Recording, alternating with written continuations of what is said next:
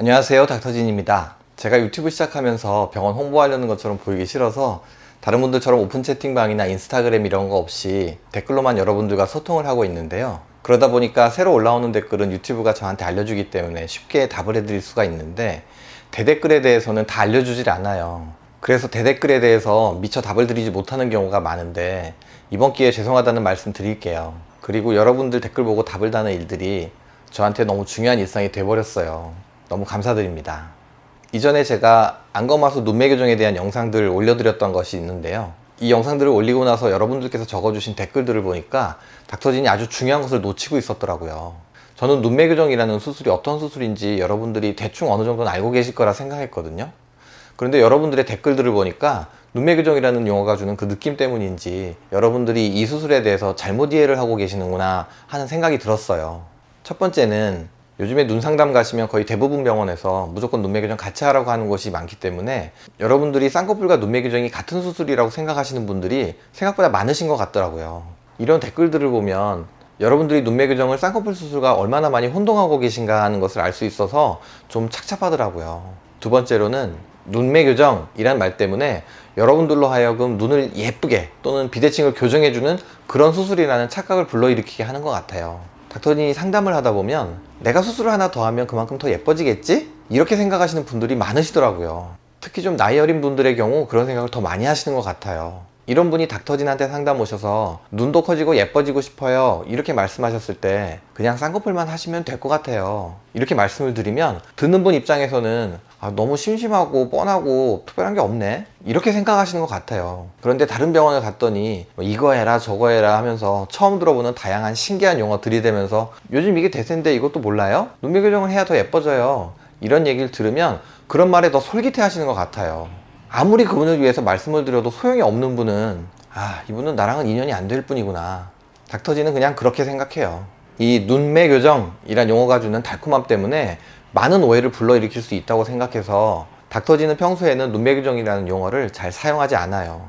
안검하수 교정이라는 용어를 주로 사용합니다. 안검하수 교정과 눈매 교정은 다른 수술인가요? 하는 질문해 주신 분들도 많이 계셨는데요. 이 두 가지 수술은 기술적으로는 똑같은 수술이에요. 그런데 왜 둘이 똑같은 수술인데 어떤 때는 안검하수 교정이라고 하고 어떤 때는 눈매 교정이라고 부르냐고요? 이것은 상황에 따라서 그냥 명칭만 바꿔서 부르는 것일 뿐이에요. 여러분들 우리 같이 한번 생각해 볼까요? 여러분들이 상담을 가셔서 눈매 교정 하라는 얘기 많이 들으시잖아요. 그런 상황에서 눈매 교정이라고 하는 단어를 쏙 빼고 안검하수 교정이라는 단어로 바꿔서 들었다고 한번 가정해 보세요. 왠지 수술에 대한 호감도가 좀 급감하시지 않나요?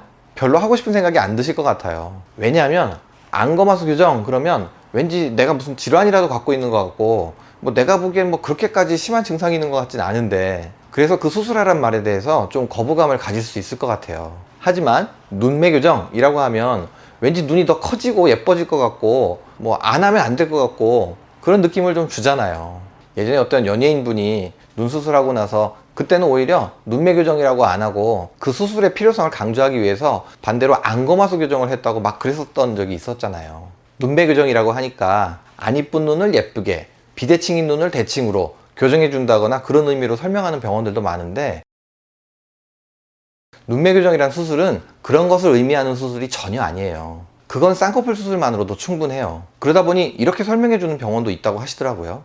그럼 과연 어떤 상황에서 눈매 교정이라고 부르고 있는 걸까요? 눈을 뜨는 근육의 힘이 약하거나 근육과 안검판을 연결해주는 인대가 느슨해지는 경우에 눈꺼풀이 덜 떠지게 되는 현상을 안검하수라고 하는데요.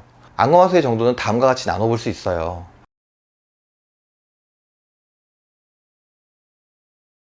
우선 중등도 이상의 명확한 안검하수가 있는 분은 쌍꺼풀 수술을 하실 때 반드시 안검하수 교정 수술을 같이 하시는 게 좋아요. 그렇지 않으면 오히려 더 졸려 보이는 모습이 될 수 있거든요.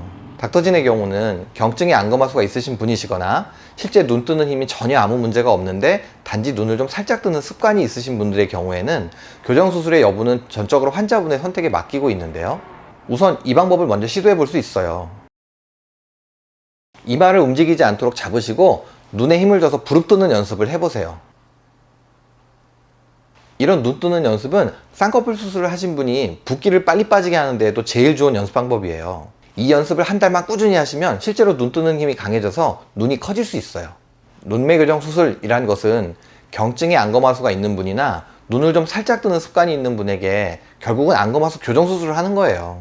닥터진 생각에는 이런 경우에도 우선 눈 커지는 연습을 열심히 할 수 있을 것인지 한번 여쭤보고 자신이 없다라고 하시는 분이거나 양쪽에 눈 뜨는 정도가 약간 다르신 분, 그런 분들에게 본인의 선택에 의해서 제한적으로 눈매 교정 수술을 해야 한다고 생각해요. 필요 없는 눈매 교정을 받는 경우에는 과교정이라고 하는 부작용의 위험이 있는데 눈매 교정으로 얻을 수 있는 작은 이득보다 이 부작용의 위험이 더 크다면 병원들이 이 수술을 권하는데 지금보다는 더 조심스러워야 한다고 생각해요. 용어가 주는 느낌 때문에 잘못된 메시지가 전달될 가능성이 있다면 정보를 제공하는 입장에 있는 사람들로서는 그 용어를 사용하는 데 좀 더 신중할 필요가 있다고 생각하기 때문이에요. 만약 눈매 교정을 권유받으셨다면 제 눈이 얼마나 넓혀 있나요? 하고 그 선생님한테 한번 물어보시면 좋겠어요. 그러고 나면 내가 진짜로 눈매 교정이 필요한지 아닌지 여러분들이 금방 아실 수 있을 거예요. 눈이 커지려면 눈매 교정을 해야 된다, 무조건 그냥 눈매 교정을 해야 예쁘게 수술이 된다, 이런 식의 설명은 그다지 설득력이 없다고 생각해요. 비대칭이 있는 경우에도 그 원인이 단순히 피부 처짐 때문이라면 눈매 교정은 전혀 필요가 없어요. 눈매 교정을 권유받았지만 쌍꺼풀만 했는데도 만족스러운 결과였다는 댓글 써주신 분들도 아주 많으셨어요.